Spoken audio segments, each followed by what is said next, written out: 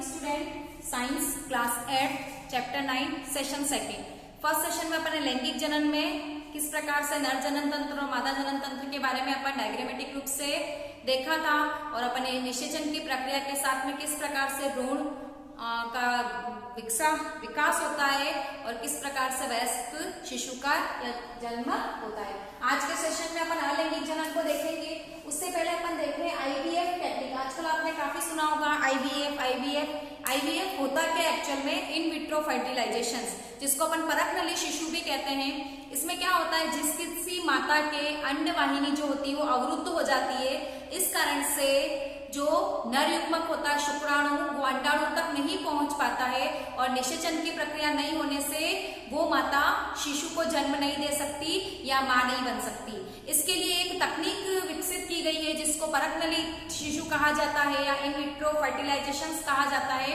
इसमें माता से अंडाणु और पिता से शुक्राणु को, नवीन शुक्राणुओं को निकालकर पेट्री डिश में लिया जाता है और उनका बाहरी माता के शरीर से बाहर निषेचन क्रिया करवाकर जब वो युग्मनज का निर्माण हो जाता है और युग्मनज में कुछ विभाजन होने के पश्चात जो परिवर्तित भ्रूण होता है, थैलस लाइक जो स्ट्रक्चर्स होता है, उसको माता के गर्भाशय में रोपित कर दिया जाता है और समय पूर्ण होने पर माता स्वस्थ शिशु को जन्म देती है। इसमें नाग इसका परखनली शिशु है, पर परखनली में शिशु का डेवलपमेंट नहीं होता है, केवल ये एक भ्रांति मात्र है। और जो माताएं शिशु का जन्म नहीं दे सकती या मां नहीं बन सकती, उनको लिए आईवीएफ टेक्निक जो है वो वरदान साबित होती है। फिर अपन देख रहे हैं अंडज या जरायुज।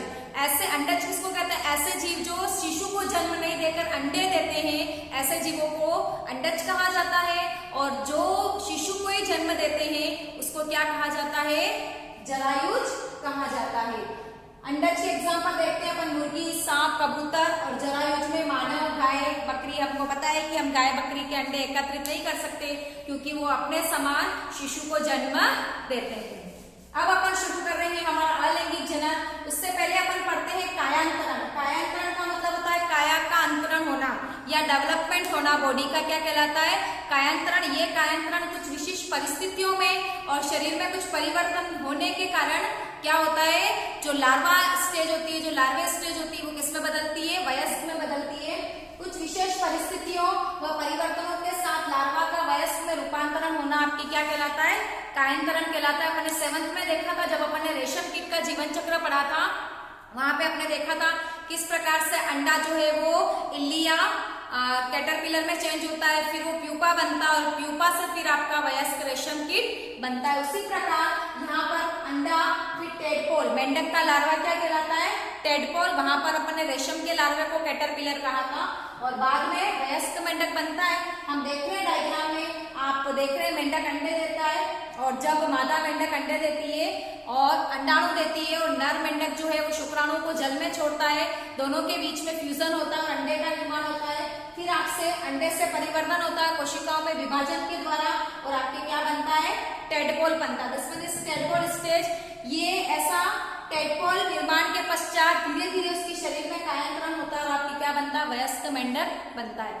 कायांतरण जो है वो थायरोक्सिन हार्मोन के कारण होता है।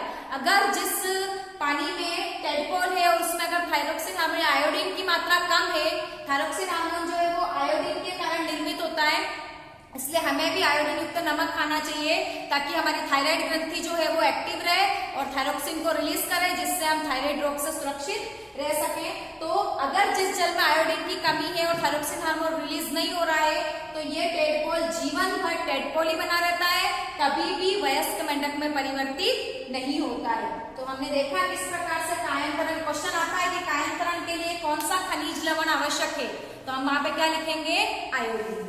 अब अपन देख रहे हैं अलैंगिक जनन। मैंने आपको बताया था एक ही जीव से किसी नवीन संतति का बनना, या तो मादा युग्मक या नर युग्मक, आपके क्या कहलाता है, अलैंगिक जनन। जिसमें अपन ने कायिक जनन जो है वो छोटी क्लासों में पढ़ा है कि पौधे के किसी कायिक भाग से, चाहे पत्ती से, चाहे तने से या शाखा से अगर नवीन पादप बन जाता है, जैसे अपन गुलाब की कलम लगाते हैं, स्पाइरोगायरा के टुकड़े कर देते हैं, ब्रायोफिलम की पत्ती पर जो कलिकाएं बनती है उसको अगर अपन नीचे बो दें तो भी नया ब्रायोफिलम बन जाता है। तो पौधे के कायिक भागों से अगर कोई नवीन पादप बन रहा है उसको अपन ने कायिक जनन के अंतर्गत पढ़ा था। यहाँ पे अपन दो पढ़ेंगे, मुकुलन और विखंडन। मुकुलन मुकुलन जो कि हाइड्रा में पाया जाता है और यीस्ट में पाया जाता है। मुकुल के द्वारा नए जीव का परिवर्तन जो होता है वो आपका मुकुलन कहलाता है। मुकुल क्या होता है? हाइड्रा के शरीर पर एक उभार या गांठ के समान संरचना बनती है, नॉट के समान, जिसको अपन क्या कहते हैं? मुकुल कहते हैं। समय समय पर ये मुकुल जो होता है वो विकसित होता है और नया हाइड्रा बनाता है। जब हाइड्रा का पूरी तरह से परिवर्तन हो जाता है तो ये अपने माता के शरीर से या पेरेंट्स के शरीर से अलग होकर नए हाइड्रा का निर्माण करता है।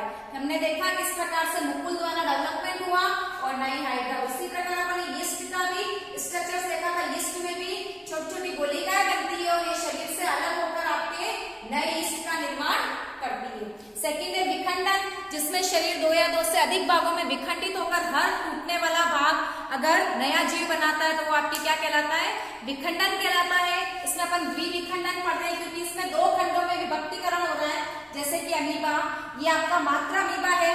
सबसे पहले इसके केंद्रक स्प्रेड होगा, केंद्रक में विभाजन होगा, उसके बाद में खांच बनेगी तो कोशिका द्रव्य में विभाजन होगा और खांच इतनी बड़ी हो जाएगी कि एक अमीबा दो भागों में टूटकर दो नवीन पुत्री अमीबा का निर्माण करता है।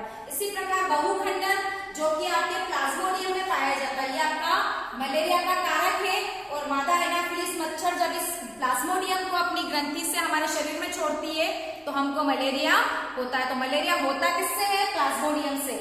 प्लाज्मोडियम का वाहक कौन है? मादा एनाफिलिस मच्छर। इस प्लाज्मोडियम में बहुखंडन के द्वारा जनन होता है। शरीर में बहुत सारे खंड बनते हैं और प्रत्येक खंड जो है वो नया प्लाज्मोडियम बनाती है। नेक्स्ट अगर अपन देखें, यहाँ पे आपके चैप्टर तो खत्म होता है, फिर भी आपके कुछ इंपॉर्टेंट भाग दे रखा है क्लोनिंग। क्लोनिंग किसको कहते हैं? किसी समरूप कोशिका या किसी अन्य जीवित कोशिका से संपूर्ण जीव का कृत्रिम रूप से निर्माण करना क्या कहलाता है? क्लोनिंग कहलाता है। सबसे प्रथम क्लोनिंग जीव जो था वो आपका डोली बेड़ थी, जिसका जन्म जो है वो 5 जुलाई 1996 यानी कि 1996 को हुआ था। इसका जब जन्म हुआ तो इसको किस तरह से फर्टिलाइजेशन करवाया गया? इसमें दो मादा भेड़ ली गई। प्रथम मादा भेड़ जो थी उसका नाम था फिन डॉर्सेट, जिसकी स्तन ग्रंथि से कोशिका निकाली गई। उस कोशिका में उसी के साथ उसी समय एक स्टोकिश ब्लैकफेस ईव नाम की भेड़ थी, उसकी अंड कोशिका निकाली गई। इस ईव की अंड कोशिका में से केंद्रक निकालकर इस स्तन ग्रंथि की जो कोशिका का केंद्रक था वो इस अंड कोशिका में डाला गया और उस कोशिका में डालने के पश्चात उसको ईव नामक भेड़ के गर्भाशय में रोपित किया गया और समय पूर्ण होने के पश्चात जब शिशु का जन्म हुआ तो उसका नाम आपकी क्या रखा गया? डोली बेड़। लेकिन उसके जो कैरेक्टर थे, हालांकि उसने जन्म ईव के गर्भाशय से लिया था, परंतु उसके कैरेक्टर कैसे थे? फिन डॉर्सेट जैसे, क्योंकि हमने जो केंद्रक लिया था वो किसका लिया था? फिन डॉर्सेट का लिया था और पूरी तरह से वो किसके समान दिखती थी? फिन डॉर्सेट के समान दिखती थी। परंतु फेफड़ों में संक्रमण के कारण 14 फरवरी 2003 को डोली भेड़ की क्या हो गई? मृत्यु हो गई। इस क्लोनिंग को सबसे पहले आपके इयान विल्मट और उनके सहयोगी एडिनबर्ग ने रोजेनबर्ग यूनिवर्सिटी में इसको सबसे पहले क्लोन किया था और उन्होंने डोली भेड़ को जन्म दिया था। उसके बाद भी बहुत सारे जीवों के क्लोन बनाने की कोशिश की गई। कुछ तो समय से पहले यानी कि जन्म से पहले ही मर गए, कुछ जन्म के तुरंत पश्चात मर गए और यह क्लोनिंग अभी भी वर्तमान में इसके ऊपर रिसर्च चल रहा है। और कुछ ऐसे अंग जो है जिनको वापस क्लोन की सहायता से डेवलप करके जो एक्सीडेंट में जिनके जो अंग क्षतिग्रस्त हो जाते हैं उनको वहां पर रोपित किया जा सकता है। तो इस प्रकार आज के सेशंस में अपन ने अंडज जरायुज, कायांतरण और अलैंगिक जनन की दो विधियां पढ़ी, मुकुलन और विखंडन। विखंडन जो है आपके मैं आपको बताना चाहूंगी, विखंडन की प्रक्रिया जो है उसमें शरीर जो है वो जितने भागों में टूटेगा उतना भाग नवीन रूप में डेवलप हो जाता है। लेकिन छिपकली की पूंछ कटने पर पूंछ वापस आ जाती है, लेकिन कटी हुई पूंछ पर वापस शरीर विकसित नहीं होता है। तो वहां पर अपन इस चीज को जनन के अंदर नहीं रखेंगे, केवल उसका शरीर में इस तरह के डेवलपमेंट होता है कि पूंछ कटने पर शरीर में से पूंछ वापस आ जाती है, लेकिन पूंछ के वापस शरीर धड़ या मुंह नहीं बनता है।